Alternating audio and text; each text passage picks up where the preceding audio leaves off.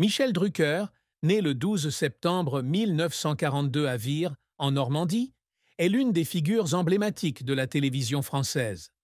Présentateur et producteur, il accompagne les téléspectateurs depuis plus de 6 décennies sur ORTF, TF1, Antenne 2, France 2 et France 3. À 82 ans, il se souvient de sa vie avec fierté et tristesse, où les projecteurs de la scène se mêlent à l'ombre des deuils et de la pression constante. Né dans une famille d'immigrés juifs d'Europe de l'Est, du docteur Abraham Drucker et de l'infirmière Lola Schaffler, Michel a grandi dans un environnement scolaire exigeant, mais ce sont ces différences qui ont façonné son parcours. Sa plus grande tristesse fut le sentiment d'être méprisé par son père, Abraham, dans sa jeunesse, lorsqu'il était traité d'échec parce qu'il n'avait pas obtenu la même réussite scolaire que ses frères Jean et Jacques. Cette tristesse, qu'il partage dans ses mémoires de 2010, Rappelle-moi, lui a laissé une blessure qui ne s'est jamais refermée, le poussant à travailler sans relâche pour prouver sa valeur, mais le poussant aussi à se demander s'il était vraiment accepté par son père. Cette tristesse remonte aux premières années de Michel à Vire, où la famille Drucker s'est installée après l'immigration de ses parents en France en 1925. Abraham, médecin d'origine roumaine, et Lola, infirmière d'origine autrichienne, ont construit une nouvelle vie dans le Calvados, mais leur vie a été interrompue par la Seconde Guerre mondiale. En 1942, alors que Lola était enceinte de Michel, Abraham a été arrêté pour judéité, emprisonné à Compiègne, puis est devenu médecin-chef du camp de concentration de Drancy, un rôle contradictoire qu'il n'a jamais expliqué à ses enfants. À cette époque, Lola a failli être arrêtée par la Gestapo à la gare de Rennes, mais a été sauvée par l'intervention de Pierre Lelay, qui a prétendu la reconnaître comme sa femme. Michel est né pendant la guerre, et bien que la famille se soit réunie après 1944, le traumatisme de la guerre a profondément marqué le climat familial. Abraham, père strict, exigeait l'excellence de ses enfants, notamment dans leurs études. Jean, l'aîné, devint directeur de la chaîne de télévision M6, et Jacques, le cadet, un professeur de médecine réputé. Mais Michel, dont les résultats scolaires étaient médiocres, était souvent comparé et critiqué par son père. Il se souvient de ces soirs à la maison, où Abraham, assis à table, le regardait d'un air déçu et lui demandait « Qu'est-ce qu'on va faire de toi ?» Une phrase qui restera gravée dans sa mémoire. Cette tristesse s'est aggravée lorsque Michel, à 17 ans, a quitté la maison pour Paris seul, déterminé à prouver qu'il pouvait réussir, mais ressentant toujours le manque de reconnaissance de son père, même s'il est devenu une star de la télévision. La carrière de Michel Drucker est un long parcours jalonné de succès éclatants et d'échecs mémorables. Dès 1964, lorsqu'il rejoint l'ORTF comme stagiaire à l'émission Sport Dimanche, Michel se fait rapidement remarquer par sa voix chaleureuse et son naturel de présentateur. Il débute comme journaliste sportif, commentant des matchs de football et de rugby, mais son talent s'exprime pleinement lorsqu'il se lance dans le divertissement. En 1966, il anime Tilt sur l'ORTF, une émission jeunesse où il présente des stars comme Johnny Hallyday, Claude François et Sheila, devenant ainsi un lien avec la génération des années 60. Dans les années 1970, il anime les Rendez-vous du dimanche sur TF1, puis Champs-Élysées sur Antenne 2 dans les années 1980, une émission mythique avec des soirées du samedi remplies de musique et de stars internationales. En 1990, il rejoint TF1 avec Stars 90, avant de revenir sur France 2 en 1994 avec Studio Gabriel, puis Vivement Dimanche à partir de 1998, émission dominicale emblématique où il interviewe des célébrités sur le célèbre fauteuil rouge. Sa carrière s'étend sur plus de 60 ans, avec plus de 80 émissions, des milliers d'épisodes et des millions de téléspectateurs fidèles, ce qui lui vaut le surnom de « ami de toutes les familles françaises ».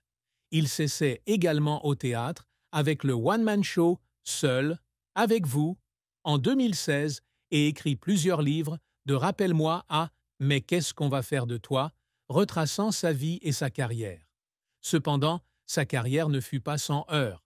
L'un des plus importants eut lieu en 1968, lorsqu'il fut licencié de l'ORTF après avoir participé à la grève de mai au cri de « Libérez l'ORTF ».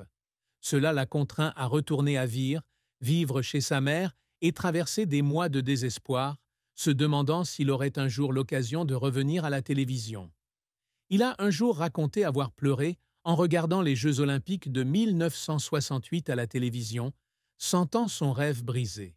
Autre revers, son émission Studio Gabriel, qui, malgré son succès initial, a été retirée des antennes en 1997 en raison de la concurrence féroce d'autres émissions, le laissant craindre une perte d'attrait. Il a également dû faire face à des controverses, notamment un procès contre l'écrivain Calixte Beyala, son compagnon de 2004 à 2006, qu'il a poursuivi pour non-paiement de ses contributions à un livre inédit.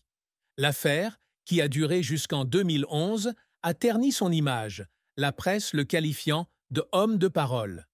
Les critiques concernant son style de présentation trop poli lui ont également porté préjudice, certains lui reprochant de manquer de mordant dans les interviews. Ses échecs, comme il le partageait, étaient des leçons douloureuses, mais aussi la motivation pour lui de s'améliorer constamment. Les tentatives de Michel Drucker pour le faire pleurer impliquaient souvent des périodes difficiles de sa carrière et des pressions familiales. Durant ses premières années à l'ORTF, il travaillait sans relâche, des commentaires sportifs à la préparation des scénarios, dormant souvent dans son bureau avec seulement quelques heures de repos. Il a un jour raconté avoir pleuré certaines nuits dans sa voiture en rentrant chez lui, inquiet de ne pas pouvoir rivaliser avec des collègues comme Léon Zitrone ou Georges de Caunes.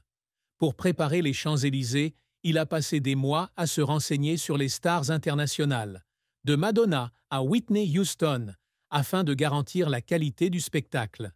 Un moment qui l'a fait pleurer, c'est en 1985, lorsqu'il a reçu une lettre d'une spectatrice âgée qui lui disait que les Champs-Élysées lui avaient apporté de la joie après la perte de son mari, lui faisant prendre conscience de son influence, mais aussi ressentant la pression de maintenir la qualité. Après une opération cardiaque en 2020, il a dû faire face à la perspective de ne pas pouvoir revenir à la télévision, et il a admis avoir pleuré à l'idée de devoir abandonner le travail qu'il aimait. Ses efforts, disait-il, étaient sa façon de combattre la peur de l'échec et de prouver qu'il méritait l'amour de son public. La séparation d'avec son frère Jean, décédé subitement d'une crise cardiaque en 2003, fut une fin tragique pour Michel Drucker. Jean, talentueux réalisateur de télévision, avait fait de M6 l'une des plus grandes chaînes françaises, mais la relation entre les deux frères n'était pas toujours harmonieuse. Michel avouait qu'ils se disputaient souvent, notamment sur leur approche de la télévision, Jean estimant que Michel était trop axé sur le divertissement plutôt que sur les contenus profonds. Ces divergences ont entraîné des périodes où ils se parlaient moins, et Michel a toujours regretté de ne pas avoir fait la paix avec Jean avant sa mort.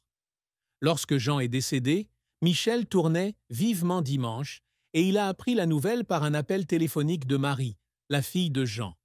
Il se souvient d'être resté immobile sur le plateau avec le sentiment qu'une partie de son enfance lui avait été enlevée. La mort de Jean fut non seulement une perte personnelle, mais aussi un rappel de la fragilité de la famille qui plongea Michel dans une dépression pendant des mois, malgré ses efforts pour la cacher au public. Cette triste fin, comme il l'écrivit dans Rappelle-moi, fut l'une de ses plus grandes souffrances, car elle lui laissa le sentiment de ne pas avoir assez exprimé son amour à son frère, qu'il admirait. L'amour et le mariage de Michel Drucker sont une histoire de stabilité, mais aussi de tristesse. Il épousa l'actrice Dany Saval le 28 juillet 1973 à Las Vegas, une décision prise après leur rencontre par Claude François sur le tournage d'Avec le cœur en 1972. Dany, actrice connue pour ses rôles dans Boing Boing et Inspecteur la bavure, apporta de la stabilité à la vie de Michel et ils devinrent l'un des couples les plus durables du show-business français. Ils n'eurent pas d'enfants ensemble, mais Michel adopta Stéphanie Jarre, la fille de Dany, issue de son mariage avec le musicien Maurice Jarre.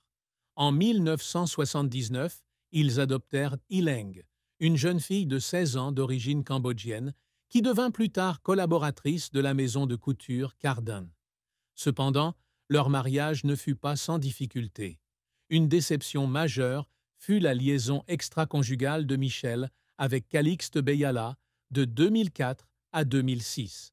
Un secret qu'il tenta de cacher, mais qui fut finalement révélé dans le livre de Beyala, paru en 2007, où il était représenté sous le pseudonyme de François Ackermann. Cette liaison blessa Dany, et, bien qu'ils ne divorcèrent pas, Michel admit avoir dû travailler dur pour regagner sa confiance. Une autre déception fut la décision de ne pas avoir d'enfants ensemble, en partie par crainte des risques pour la santé de Dany après la naissance de Stéphanie, et en partie parce que Michel était trop occupé par sa carrière. Il a confié qu'il regrettait parfois de ne pas avoir connu la paternité, une tristesse qu'il n'exprime que dans des moments privés avec Dany.